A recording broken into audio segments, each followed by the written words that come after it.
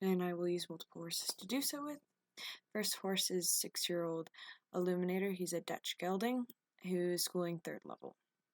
We introduced this training about 30 days ago. So when you set the horse up, you want to have a rail on one side to help keep him straight. You want to have your reins in one hand, or if you can, two, you can separate your hands if necessary. Keeping your elbow fairly up to kind of keep the horses straight. Sometimes they want to kind of move over their shoulder towards you. You're going to probably tap quite a bit. You want to tap rhythmically at the start to encourage a 1-2 motion. And you always want to be walking backwards. You always want to keep a forward movement for the horse. So here at the start, we didn't have to tap him quite as much. And then I tapped his left hind because he was lagging a little bit behind with that one hind. As you can see, he kind of understands the aid of picking up his legs, but he's still losing a little bit of rhythm, which is pretty normal for a horse at his stage.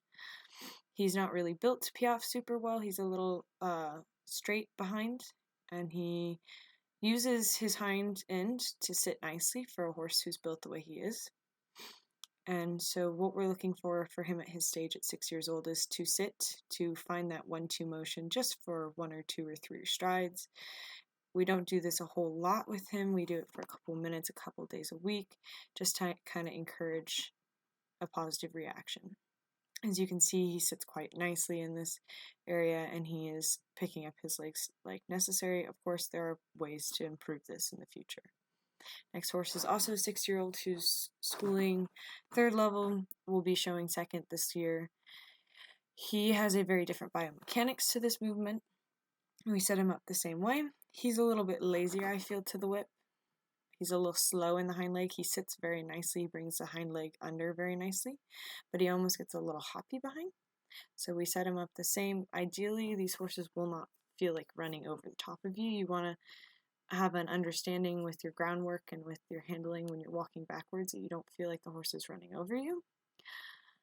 And then you're going to tap in rhythm. What you're looking for when you initially start this is a horse who kind of just, they're not going to understand it completely. You're going to tap, tap, and you just want to see if you can get them to kind of figure out, move the hind legs, move the hind legs. Think of a trotting motion instead of like running over the top of you or getting upset and rearing.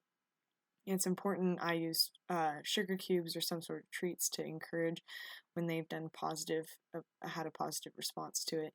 And that's really helped train them. We don't do a whole lot of this, like I said. We don't put a lot of pressure on this. This is why we start it usually when they're around 6 years old, because at that point they're what we consider strong enough and ready to do the movement, and ready to at least learn the movement. And one more clip. He has very good biomechanics for the movement, so we're very excited for his future. He sits very nicely, and he lifts the front end in a great way, and he does not run over his handler, which is fantastic. The next horse is a 5-year-old. We really haven't done much work with this. I wanted to show him mainly to show a horse who really doesn't understand what we're asking for. I feel I'm probably going to hold off another year because he's only doing probably training level, some first level movements right now. I don't feel he's strong enough to fully understand how to do this. So if you watch when we work, he kind of gets a little confused.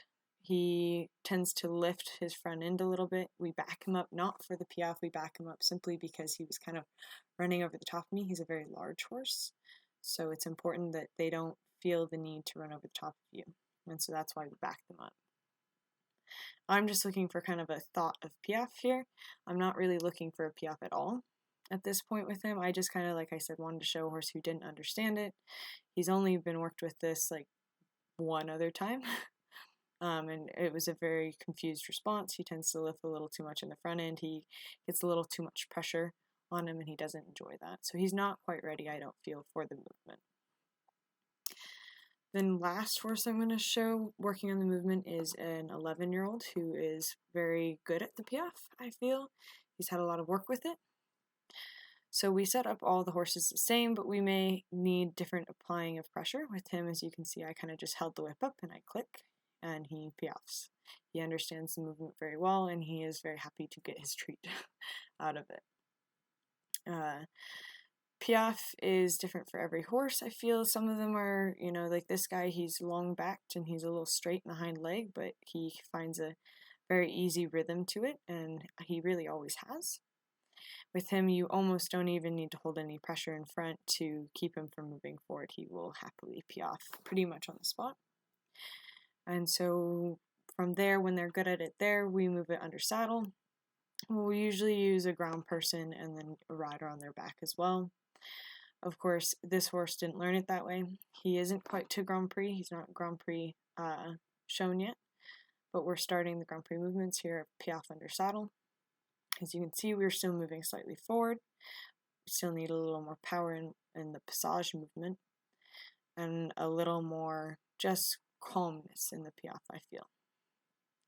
But overall, it's important to encourage the Piaffe slowly over a period of time instead of rushing it.